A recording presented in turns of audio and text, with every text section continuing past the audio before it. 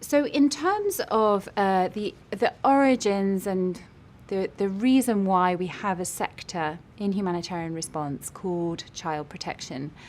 In fact, this, in some ways, you could say this is a very new sector. In some ways, it's a relatively old one. If we look back at stories of the First World War and the children who migrated across Europe, many of whom became separated from their families and were received in different countries, including in the UK.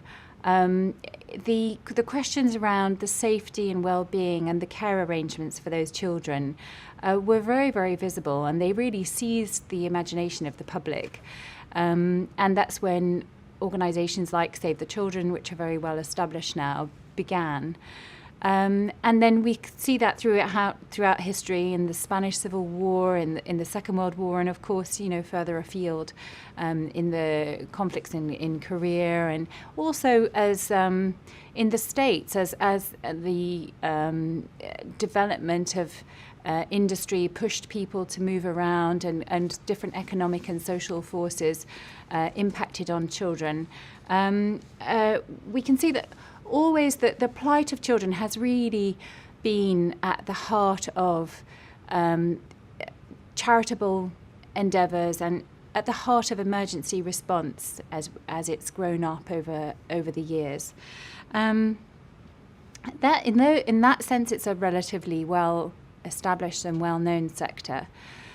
However, if you compare child protection to other areas of humanitarian response, for example, nutrition or health, or even something like shelter, the provision of temporary housing or tarpaulins or tents or whatever, actually those areas of humanitarian response are in a way much better established. They're much more easily recognised and supported by donors, and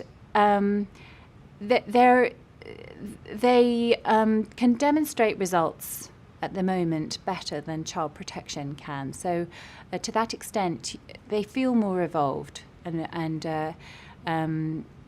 more established as sectors.